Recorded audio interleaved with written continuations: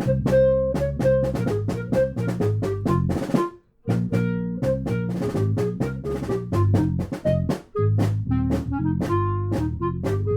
everyone, welcome to The Final Four is Not on the Schedule. I'm your host Eric, alongside with expert analyst Rod.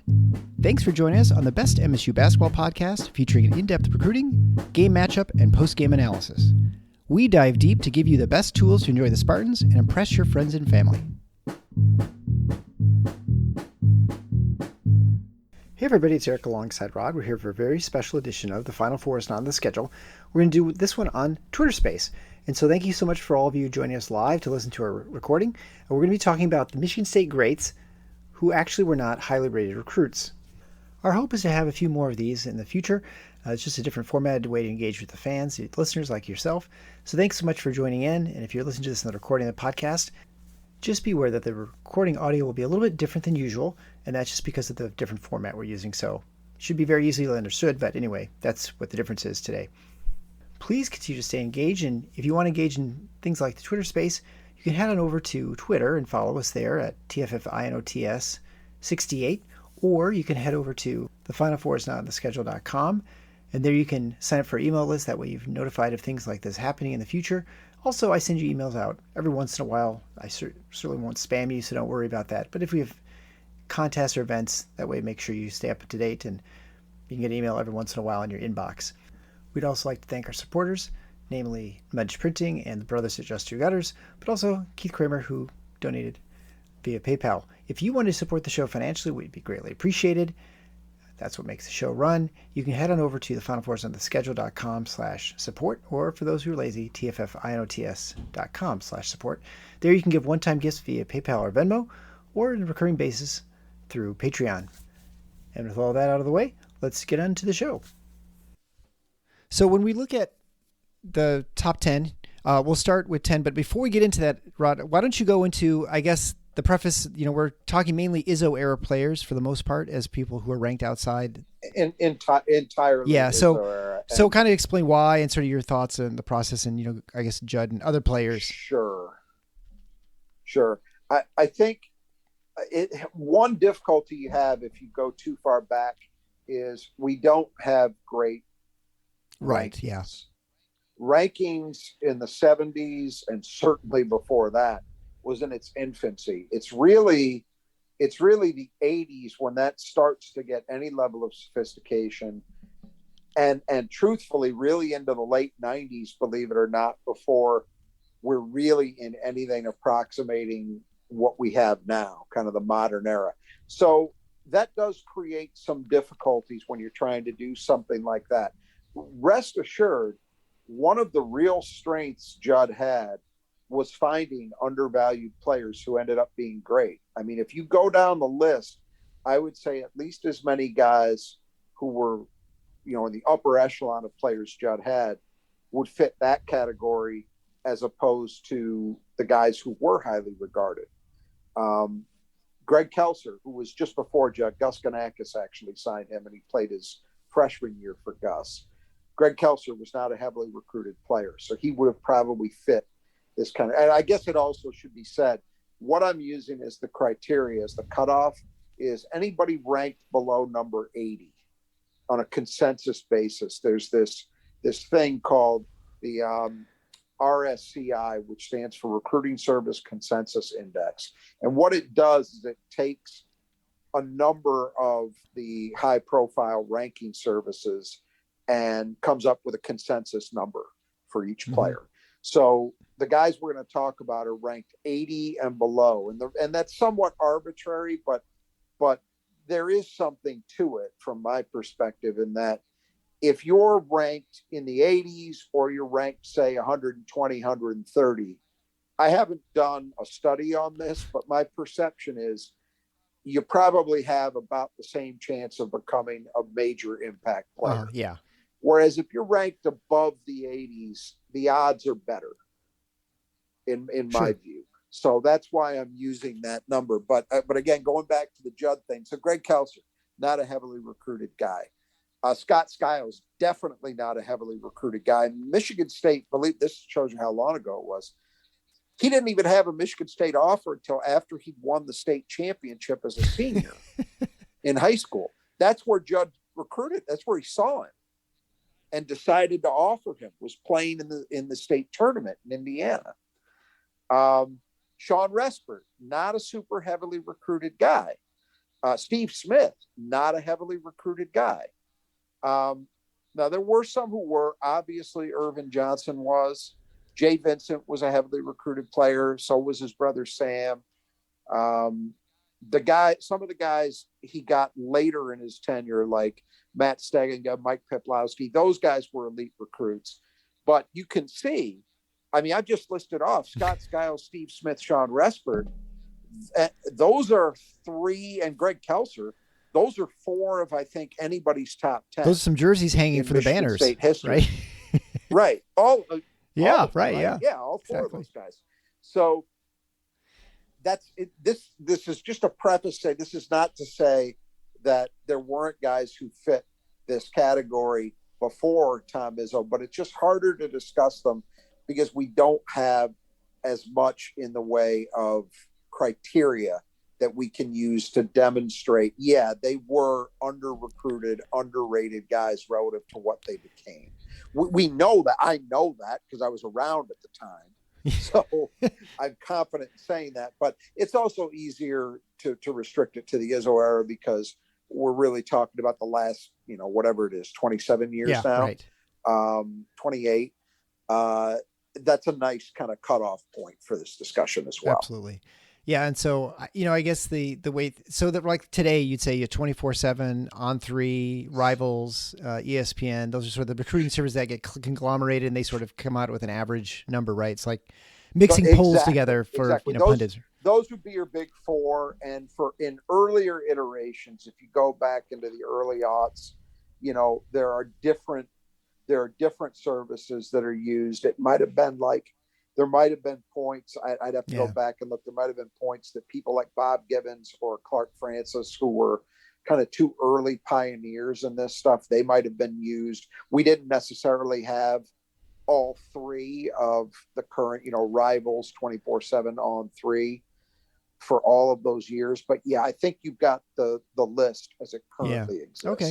Are those four services. Well, let's start on our list, and we'll begin with number 10 with our, I guess, a subjective, objective list, and start with Derek Nix, who was a guy who came in and struggled quite a bit. I say that maybe it's not a fair thing to say, but he was out of shape and he was definitely did not look ready to play in the Big Ten his freshman year, even more so than some players, at least physically. But then came on, especially once he was junior and senior seasons. Remember that, strangely, Michigan State did start him quite a bit as a freshman. Yeah, I agree. Now, he wasn't a true starter in the sense that he didn't get starters minutes, but he was in the rotation for a Final Four team as a freshman. And he actually was starting games just because that's the way Izzo liked his rotation to work. But there's no question. The general thrust of what you're saying is correct. Derek came in at well in excess of 300 pounds. I mean, it varies. I saw varies depending upon who you talk to. It was at 330, 350. It was way too much. I saw a lot of Derek Nix in high school because I saw a lot of his Pershing high school team, in part to see him, but mostly to see Keith Appling. And so I saw a lot of Derek Nix in high school. And I know there were a lot of detractors at the time. Believe me, I remember. I have the receipts in my mind. I could list some people who were detractors. But anyway, I always felt watching him in high school, I could understand why Izzo wanted him. And it was two reasons. And that eventually became apparent at Michigan State. One was he had a great sense of how to use his body to create space to allow him to finish in the low post. And that maintained even when Derek got slimmer. Yeah. He never got slim, but he was carrying considerably less weight. And he was a really good finisher in high school around the basket. He was a really good finisher at Michigan State. He had great footwork, and a nice touch around the rim. He was never an explosive guy. He wasn't going to have those rim rattling dunks, but he was a good low post player. The second reason was, and I think this was true of his tenure at Michigan State, he is, in my opinion, the best passing big man, certainly the best passing big man out of double teams that Tom Izzo's ever had. He was a good enough post threat, especially as his career went on, to demand double teams. And then, boy, he had an ability to find people and deliver the ball on time and in a shooting spot that really helped make his teammates better. And when I say best passing big man, I'm talking about fives. I'm not talking about great. Right. Yeah. But among five men, he was the best. And so that's why. I mean, the bottom line is he was a key player on two Big Ten championship teams, and those elements of his game, I think, qualify him for this list. And he was, just to be clear, I don't think I mentioned, but he was rated 88th in the RSCI. So yes. We'll move on to number 9, Matt Costello, who was rated 86th in the RSCI, and he averaged 10.7 points a game and 8.2 rebounds a game as a senior. Definitely came on as a senior. That was his real year where his real coming out party, I feel like, maybe in the end of his junior year. And this is, I think, typical for big men in Izzo or probably any place where they just sort of kind of, as you mentioned many times, the light goes on and they sort of kind of figure things out. Maybe the game slows down. Yeah, I will say this. I felt, and I understood it because Michigan State had, his first 2 years, they had Adrian Payne, they had Derek Nix. So they had other guys in front of him who were more experienced and who were certainly very talented in their own right. But I did feel that early in his career, I didn't think Matt was getting the opportunity that I thought he might have been capable of running with. That was my own personal feeling. Yeah. Tom Izzo obviously knows a lot better, but I think he showed flashes as a freshman and sophomore that suggested that might have been true. There's no question, though, toward the end of his junior year, that team that went to a Final Four, and then definitely his senior year with what was a great team in the regular season, things really came together for Matt Costello. I think what separated him from a lot of guys is, and maybe you couldn't tell necessarily just by looking at him, but Matt Costello was a pretty damn good athlete for a big man. Matt Costello was a great rim runner. He became an outstanding pick and roll defender. I mean, really, really good. His footwork and his understanding of Michigan State system both were at a very high level. His lateral movement was at a high level. I think the one thing that never got fully utilized there was his shooting. You finally saw him start to take and make some mid-range shots as a senior. I saw Matt Costello hit threes in high school at Bay City Western. So I know he had it in him, but it's a very common thing at Michigan State that big men seem to be, with very few exceptions, Jaren Jackson would be an exception. There may be a handful of others. Most of them seem to come in with a red light screaming early in their careers, and then gradually they earn the right to take those shots. Matt fell into that category, but I always wondered about that. I don't know why he didn't have more of a green light early on, but regardless. And later in his career, I think you quoted the stats of senior season. I mean, not that far away from being a double-double guy, 10.7 points, 8.2 rebounds. He shot almost 58% from the floor over his career, which shows you two things. One, he had a good ability to finish, and two, he had a very good sense of who he was and of shot selection. You don't shoot that percentage if you don't understand those things about yourself and your game. So, yeah, I think he firmly fits in this category and deserves to be on any list of underrated guys who really made good in their careers at MSU. Yeah, he certainly struck me as a guy who was really good, especially in transition, especially his senior year. He was really pretty lethal. That's where his athleticism really came into play. Yeah. I will always remember, and I think as I say this, people may flash on it, Michigan State was just beating the brakes off Michigan at Chrysler. And there was a transition play. I can't remember whether it was a putback off a missed shot or just him finishing it, but it was a play in transition one way or the other that Matt dunked and the camera on the baseline was right there, and he put his face right in the camera, stuck his tongue out, and then ran down the floor. There was something about him. He was also the guy, if you remember, that they had gone through a little bit of a slump, and then they busted out those lime green jerseys that are very divisive and beat Maryland, who was very good that year, beat the hell out of them at Breslin to kind of get back on track. And that was the game Matt kind of rustled Izzo's hair and coming off the floor when he was taken out of the game. So he was a guy who had an infectious kind of personality too, which is why I thought he was really easy to root for. There's no I in team, but there is one in Indeed, and that's the hiring platform that you need to build yours. When you're hiring, you need Indeed. Instead of spending hours on multiple job sites searching for candidates with the right skills, Indeed's a powerful hiring platform that can help you do it all. One of the things I love about Indeed is that it makes hiring all in one place so easy because Indeed does the hard work for you. They show you the candidates whose resumes on Indeed fit your description immediately after you post so you can hire faster. Join more than 3 million businesses worldwide that use Indeed to hire great talent fast. Start hiring now with a $75 sponsored job credit to upgrade your job post at Indeed.com/Blue Wire Sports. Offer good for a limited time. Claim your $75 credit now at Indeed.com/Blue Wire Sports. That's Indeed.com/Blue Wire Sports, and support the show by saying that you heard it on this podcast. Indeed.com/Blue Wire Sports. Terms and conditions apply. Need to hire? You need Indeed. All right, so we'll move on to number 8, Chris Hill, which it's surprising. He was outside the top 100, and he, of course, was an integral part to that team for many years.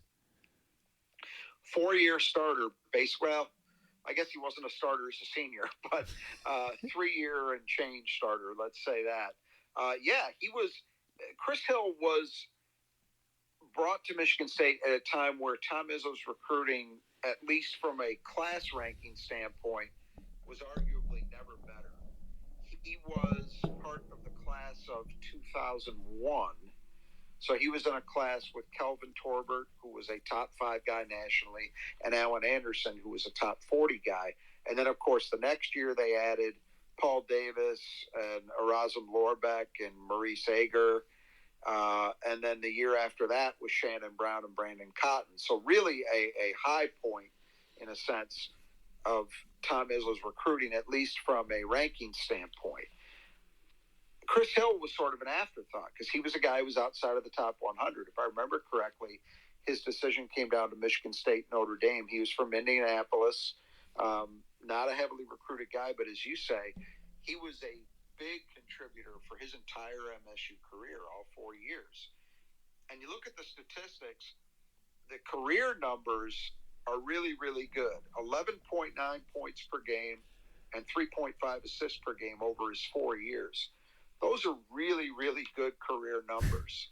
And you can make a case that there aren't a lot of guys in the Izzo era who were more consistent contributors over their 4 years, at least from a scoring standpoint, right? Yeah. Guys, some of the guys we're going to talk about higher on this list are higher primarily because they had much higher peaks than someone like Chris did. But Chris was a very solid guy all 4 years in terms of his contributions. Most fans remember him as a three-point shooter, and your memories are correct. He was very, very good. 41.6% over his 4-year career. And, of course, he played in a Final Four as a senior, so he did have a team high water mark while he was there as well. So I definitely think a worthy inclusion on this list for sure. Yeah, and the next player, number 7, is Travis Trice, who is also outside the top 100. And a player who was, snake bit for so many years, just injuries and many times, although they would not sometimes be during the year, I feel like they affected him in the off season and the inability to sort of get going when the year began. And so he seemed like a guy who just never get on track. And then, boy, the end of the senior year, I mean, he just kind of went unconscious, and then and he propelled them in that NCAA tournament run. Well, that's exactly right. I think the biggest problem for Trav was he could never stay healthy over off seasons. So he, up until his last off season, so between his junior and senior year, he was never healthy any of that time. So his ability to really work on his body and also help improve certain elements of his game were really difficult to come by because he just wasn't healthy during the summers. And, again, he played with a lot of very good players, right? So he backed up Keith Appling for a good period of time, I guess his first 3 years at the point guard. Off ball, there weren't a ton of opportunities because there were guys like Gary Harris, Brandon Wood. There were a lot of guys ahead of him in that role as well. So even if he had been able to stay healthy earlier, he might not have played a ton more than he did. But I think the biggest thing that changed for him as a senior was he got healthy, he got stronger, and all of a sudden he was actually able to finish through contact and finish at the rim in a way that he hadn't been his first 3 years. He could always shoot from range. There was never a doubt about that. But I think that's what really took him to another level as a player is all of a sudden he was a legitimate 3-level scorer. Outside from, beyond the 3, mid-range, and then at the rim. The at the rim part had been a problem earlier on. So you look at his numbers. I just mentioned a second ago, guys who had big peaks toward the end of their careers. Well, he's an example of that. 15.3 points per game and 5.1 assists per game as a senior, which was his only season as a starter. Of course, he got MSU to the Final Four. You mentioned had a huge tournament run, leading them to the Final Four. He averaged 19 points per game over the 5 NCAA tournament games MSU played that year. So, if your memory is Travis was really something during that tournament run, your memory is correct. He was. Historically, over his 4-year career, 39.5% three-point shooter. So he was always effective from outside. That never changed. But again, I think what really helped him in the end was he got better finishing closer to the rim. That took him up another level as a scorer and just made him a much more impactful player overall. Yeah, and I feel like that last summer, so the summer between his junior and senior year was the first summer he was healthy. It was. And so that was, and what a big difference, going into that last year for him. So for sure. Yeah. All right, moving to number 6 is Travis Walton. He was also outside the top 100. I think not a great offensive player, but a fantastic defensive player, and had those intangible leadership qualities. Ones you can't have stats for, but he definitely was that part for the team. There's no question. It was surprising to me when I looked at this list. I thought Travis might have been inside the top 80, but it turns out he wasn't anywhere in the top 100. Some fans may remember Michigan State had a choice to make in that recruiting class. That spot came down to Travis Walton and a guy named Dominic James, who was, I believe, in the top 40 in that class. He ended up at Marquette. And reportedly, the word was Dominic James wanted to come to MSU, but MSU was only going to take one of the two, and they opted for Travis Walton because Izzo really liked his intangibles. Dominic James was a very good offensive player at Marquette, and early in his career, there was a lot of static from MSU fans about why they opted to make the choice they made.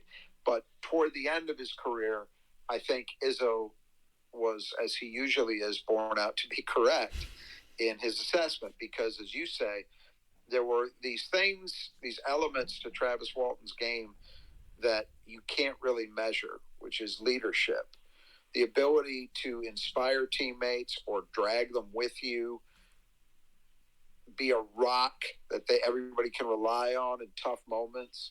And, his senior year at Michigan State wins a Big Ten title, goes to a Final Four. Now, that wasn't all because of Travis Walton, but I'm definitely saying he was a huge part of it. This is a guy who was a 3-time All-Big Ten defense choice, and he was Defensive Player of the Year in the conference in 2009, which was also the same year he captained a Final Four and Big Ten championship team. All you need to know about Travis, too, and how he's regarded by teammates is that he has been Draymond Green's trainer basically since Draymond was a pro. They were teammates just that 1 year. Draymond was a freshman, Travis was a senior.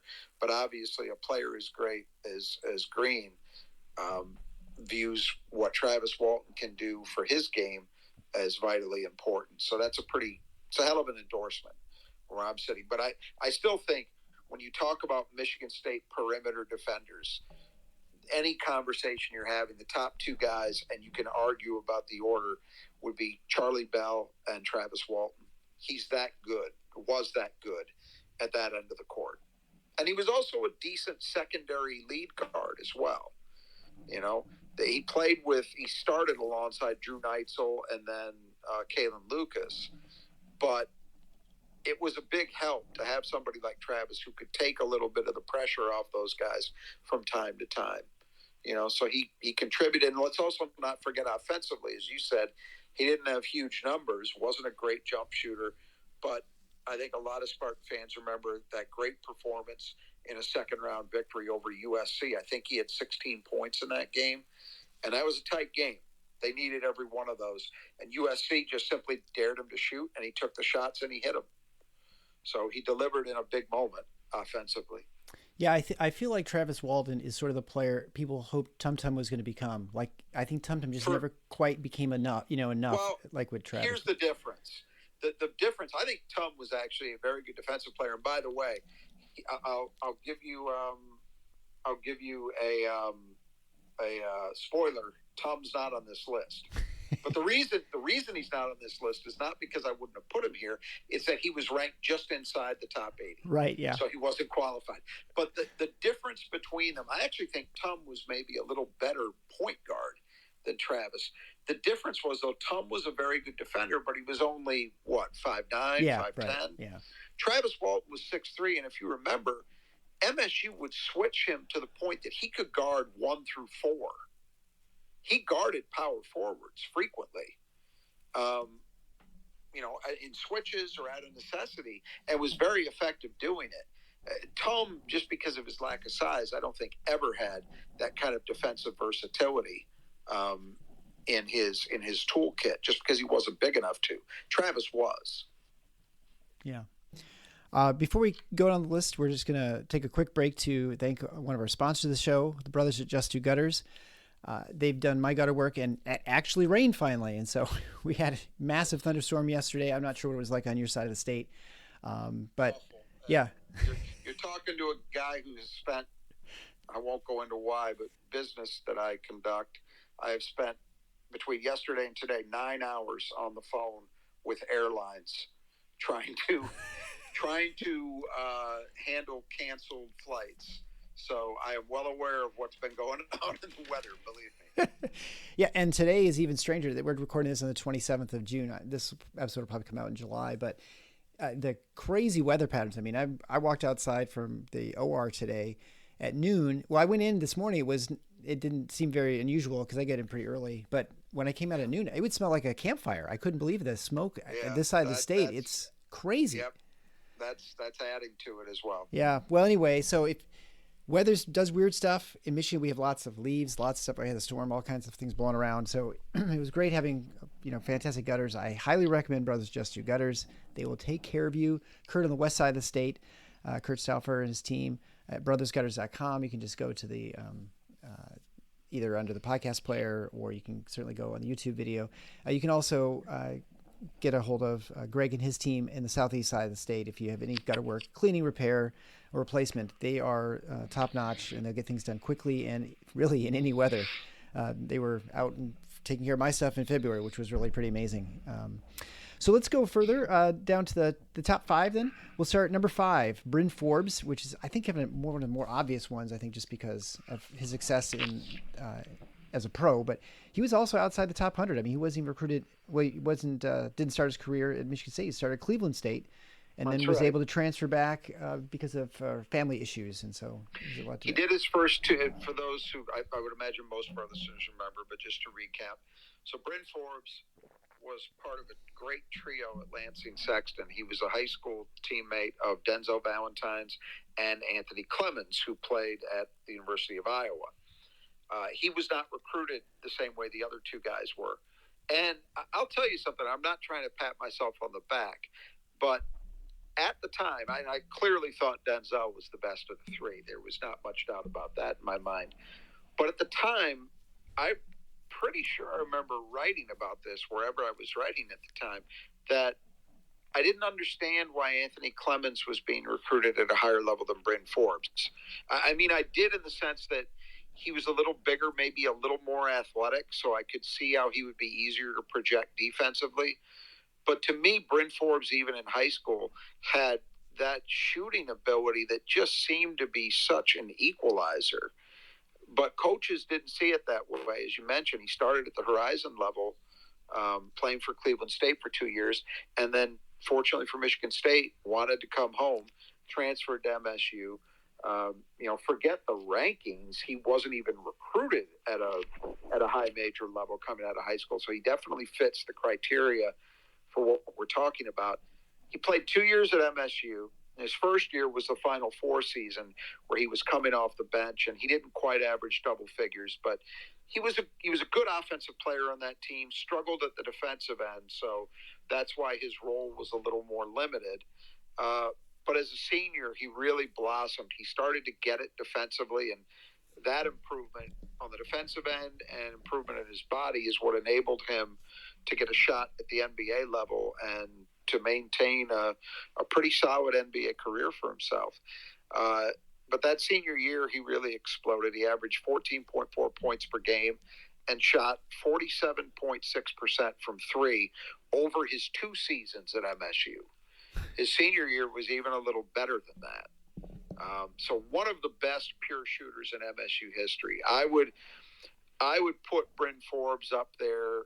I think he belongs in the Sean Respert, Scott Skiles category as the best pure shooters I've seen at Michigan State. Now, I don't go back far enough to have seen Ralph Simpson or Mike Robinson, Terry Furlow. People who are older than me would, I think, put those guys in that conversation as well. But for me, Bryn Forbes is right there with those other 2 guys as just a pure, great jump shooter. Probably Cassius Winston belongs in that discussion as well. But Bryn's shot release is prettier than Cassius's was. The results were similar, but definitely a guy who belongs on this list, and I think belongs where I have him in the top 5. Yeah, and I think, his trajectory as far as a Spartan, it reminds me a lot of... Hello? Yeah, I was going to say... Eric? Yeah, I actually hit mute, sorry. Technology problems, right? So I was going to say, what I was saying is that his trajectory as a Spartan very much reminds me of Tyson Walker, right? Like, I think, where the first year they sort of are kind of figuring things out, and then they kind of get it, and then they are a different player the next year. Obviously, different shooters. I mean, Bryn was, unbelievable shooter, better than Tyson Walker. But either way, I mean, I think that sort of they got the defense, and they got more comfortable, at least with the team and sort of how it worked. And so it's kind of been fun watching. And they both came outside, Michigan State system, so it took them a year to figure it out. I do. When you mentioned Tyson, I do want to mention this. Tyson Walker would be somewhere on this list for sure, because he would qualify in the same way Bryn did. Lightly recruited player out of high school who's become, he'll be considered one of the best players in college basketball next year. Certainly one of the best shooting guards. But I don't have him here only because his career hasn't completed. So if we were to do this again next year, I'd put him here. But that's why you're not hearing Tyson Walker's name, just as an aside. And I agree with your comparison. There are some similarities. The big difference is that because of COVID, Michigan State's going to get a 3rd season from Tyson Walker, right, that they didn't get out of Bryn Forbes. So it'll be interesting to see what that 3rd season in the system looks like. So move down the list to number 4. And number 4 is X-Man, Xavier Tillman. He was ranked just outside the top 80 at number 83. And of course, recent player, so everyone's very familiar with this game, still playing the NBA. He averaged 13.7 points a game, 10.3 rebounds a game in his final season as a junior. And he was one of those guys you've talked about many times where you didn't see a role for him as a freshman or sophomore. You thought maybe he'd get redshirted, and the next thing you know, he's playing his first year. Yeah, he's really a great story because, I liked him in high school. I was glad, there were some people that were down on X because he wasn't highly ranked. And I don't know why. I guess they thought because he wasn't a spectacular athlete. He wasn't in good shape. A super explosive athlete. He wasn't in totally great shape. He wasn't a three-point shooter coming into college. That it seemed to me that there were elements of the fan base that were not excited about him. I thought he would be a good player, but I have to be honest, I didn't see it happening as fast, and I didn't see it quite the way it unfolded. He is a great example of why you really have to be careful with big men, particularly on the defensive end. Because just speaking for myself, I find it very difficult to project what a big man will be defensively in college, at least initially, because they're so rarely asked to do in high school or in AAU what they're going to be asked to do in college, or certainly in a program like Michigan State. They're just not expected to play pick and roll defense, for example, the way that they have to in college. They certainly don't. Most of them are not in gap defense systems the way Michigan State plays, and so they don't have that kind of mental element down yet. So you can't necessarily know, watching them in high school, how well they're going to pick it up. Xavier Tillman, the primary reason he did what you just mentioned, Eric, where he forced his way into the rotation where I didn't think he would as a freshman. The primary reason that happened is because he grasped MSU's defensive asks, the responsibilities he would have, extremely well, and did it extremely quickly. And you can't really predict that. I don't think you can predict that well. Maybe Tom Izzo thought that was going to happen, but I sure didn't. And then you watched where his career went from there over the next 2 years, and he just exploded. And he got better in other aspects of the game, too. I think he's definitely among the top two screeners in MSU history. I'd put him in the same conversation with the same guy he's in with for the honor of best defending big man of the Izzo era, and that's Antonio Smith. I think they are the two best big men in terms of the totality of what they were able to do in the Tom Izzo era. Neither one a particularly gifted offensive player as a shooter, but it goes to show you that that's not the be-all and end-all of the game, right? X was a double-digit rebounder his last season at MSU. Here's the other thing you can give him some credit for. It's not all down to him, but he was a big part of it. Xavier Tillman is one of three guys. He's joined by Charlie Bell and Andre Hudson, who share this honor of never playing a season at Michigan State where they didn't win a Big Ten title. Now, Andre Hudson and Charlie Bell won 4 of them. X only won 3 because he only played 3 years. He left after his junior year. But that, to me, is a hell of an endorsement. Yeah. And he's obviously instrumental the second and third year playing, compared to so he was he's critical to those years. So previously mentioned player number 3, Denzel Valentine. He was ranked number 88th. Was obviously in that same class with Bryn Forbes and Matt Costello. Yeah, I mean, Matt. Yeah, but boy, I tell you that just aside from that last year, I mean, he was fantastic. But of course, how the year ended was always it's the bitter pill to swallow as a Michigan State fan. But what a great career, and I felt like even seeing him as a freshman, I saw the potential watching him make the passes. Although some would go into the seats, you're like, well, he's got a lot of great vision and stuff, and he might be pretty special. I thought, having seen him a lot in high school at AAU, I thought he would be a good player at MSU. I didn't predict that he would be as great as he was. His last 2 years, obviously his senior year in particular, but he was really good as a junior too. He was a big part of that run to the Final Four. And that Michigan State team, by the end of the regular season, they were outstanding. I mean, that was no fluke that team managed to get to a Final Four, because if you remember, they got to the Big Ten tournament final and were in absolute war with a great Wisconsin team. as good a team as there's been in the Big Ten over the last 10 years, I believe. That Wisconsin team, that 15 season. And MSU pushed them to the brink and should have won the game, but for a bad out-of-bounds call. If people remember how that one went. But Denzel was a huge part of that. His season numbers and his career numbers are outstanding. So he was a National Player of the Year in some quarters. It was either first or second with he and Buddy Hield that year. As a senior, he averaged 19.2 points, 7.5 rebounds, and 7.8 assists per game. There's only one other guy. Well, I guess there's only one other guy because Steve Smith was a good assist man, but he never had assist seasons like that. Mm-hmm. The only other guy in MSU history who's put up a stat line like that is Irvin Johnson. Yeah. I mean, that's the realm that Denzel was operating in his senior year. He shot 44% from three that season, which was kind of a weakness when he first got to MSU. He ended up 40.8% from three over his career. I think if you told that to anybody, especially Tom Izzo, the first day of Denzel's freshman season, he would have taken that number and run because he was not that good a shooter initially. He worked at it. That's the point I'm trying to make.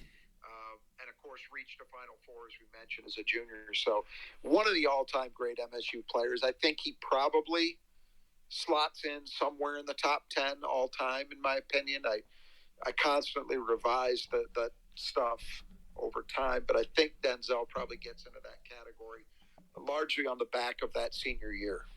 Yeah, and what a great start to that year too. The Champions Class get up to throw down a triple double, right? That was what it just set a tone for the year. Absolutely. So then we're getting near the bottom of the list. So number two. Well, this is where it gets controversial. I will say that as a preface before you list. So we've got number 2 and number 1 left, and it was a tight call for me on this one, but I'll try to justify it. And this is what will be a great discussion afterwards if you guys want to join in on the discussion too. So number 2, Draymond Green, ranked number 95 in the rankings. Obviously, 3 Big Ten championships, 2 Final Four teams, National Player of the Year as a senior, and unless something weird happens, I think he's going to be a Hall of Famer as a pro. Yeah, and he's also the all-time leading rebounder at MSU, eclipsing Gregory Kelser in that category. Look, I mean, we all know what kind of career he had at Michigan State. We talked about Xavier Tillman. Draymond Green was in a very similar situation. He came in as a freshman on a loaded roster. There were just a ton of veteran guys that it just didn't look possible to me, and I don't think to many people, that he would play much as a freshman. I mean, if you remember, the guy that everybody was excited about in the freshman class that 08-09 season was not Draymond. It was Delvon Rowe, who was a McDonald's All-American and a top 20 guy nationally. Unfortunately, was never right physically because of knee trouble. But he was a starter as a freshman on that team that won the Big Ten and went to the national title game. Draymond, though, toward the end of that regular season, forced his way into the rotation, and he made big contributions in the regular season and especially in the NCAA tournament. And it just blossomed from there. You know, he was a sixth man as a sophomore.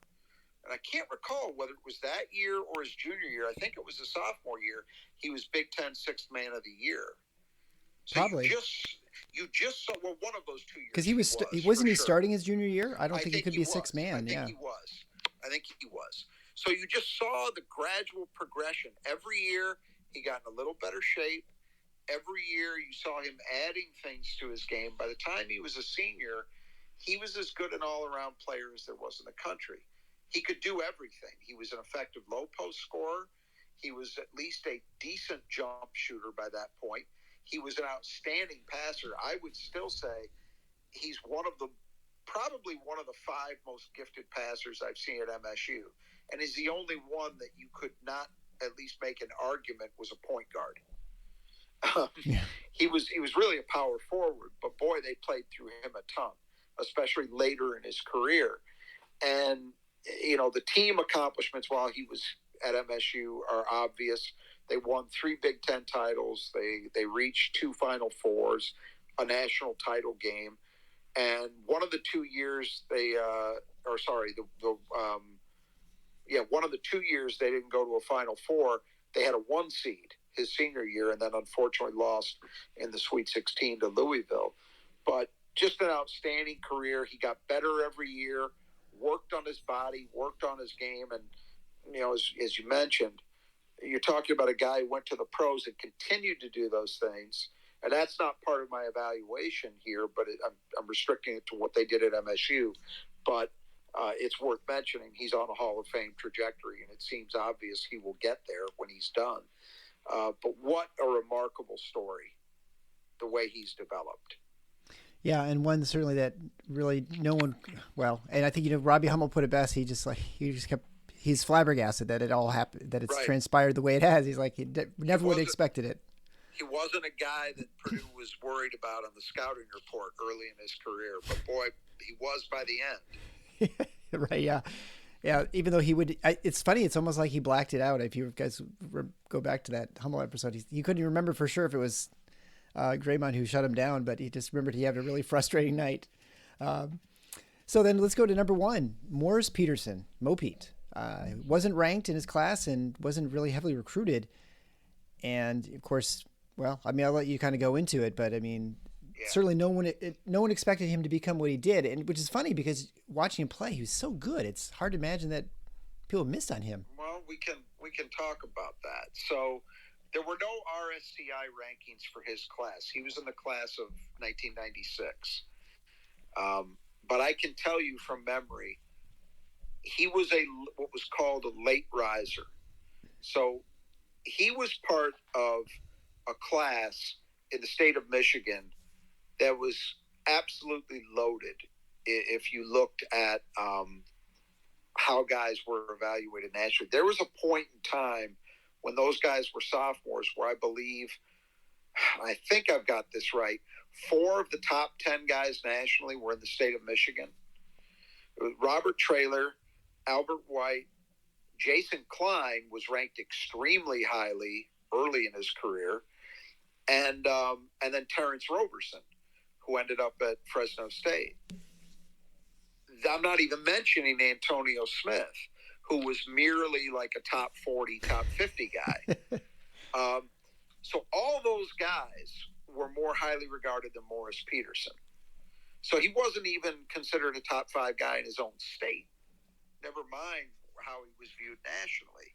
And again, I'm working from memory, but if memory serves, I think his other big offer was Minnesota, who used to, in that time period, used to work a lot in Michigan. They would work, and they had signed some guys over the years from Flint and from Detroit.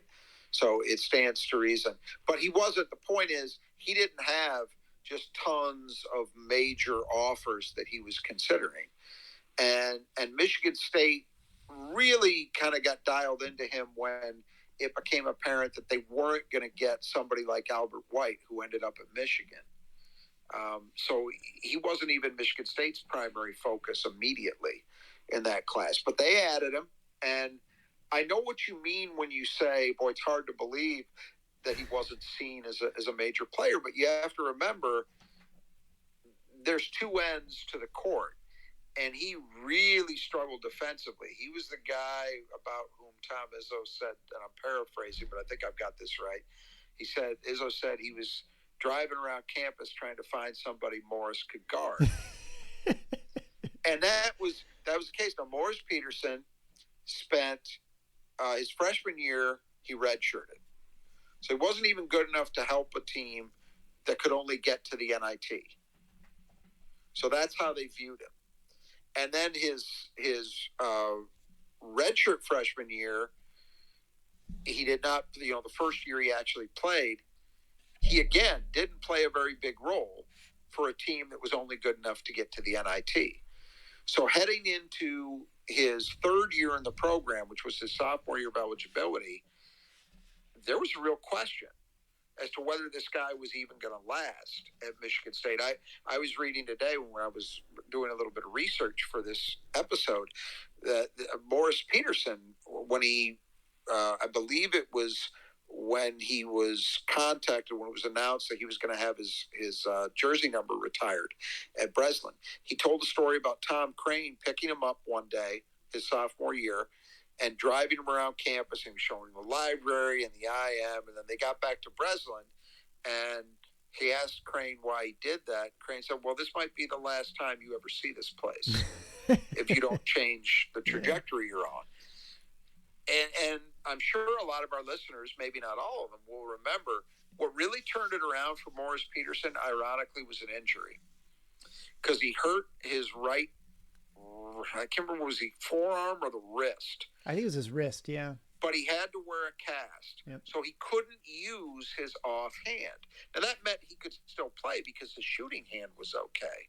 But it really limited, if you're one-handed, even if you can shoot, you're still going to be kind of limited offensively, right? But it opened an opportunity because he finally saw that the way he could earn a role and consistent minutes was on defense. And he started focusing on playing defense, completely turned his career around. Then when the cast came off, the offense, which had always been there, he had always been a gifted offensive player. As I'm sure our listeners know, he was a very good shooter. He was not the upper tier of athletes MSU's had, but a very good one. And he had a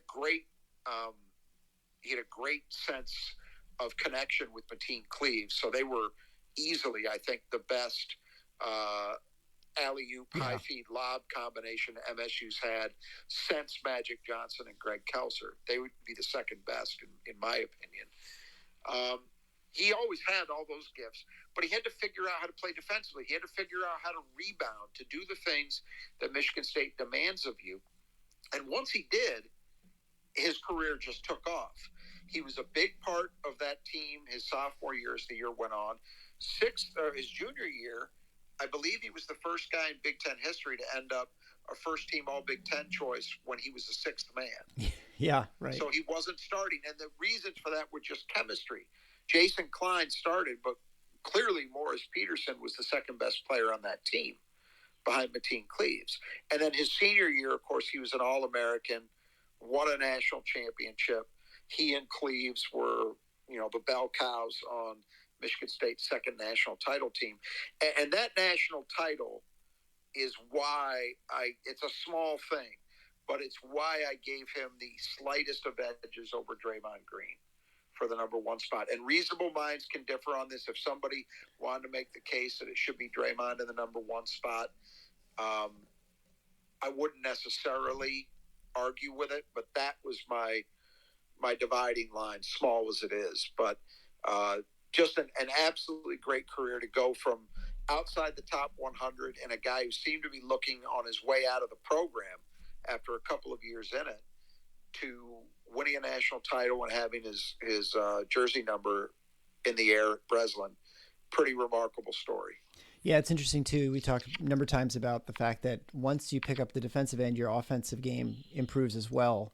I think part of that's a reflection that you just have allowed more minutes on the floor with Izzo, if you're playing defense and rebounding and stuff. But I think, if you're playing good defense and you're playing with intensity there, it definitely translates into the other end of the court too and makes you much more dangerous. So that's the list. Yeah. So before we open it up, so if you want to speak, go ahead and. Boy, I sound like I'm at a wedding or something. If you want to speak now, if you want to speak or add something or have another idea of someone, go ahead and raise your hand and we'll make you a speaker.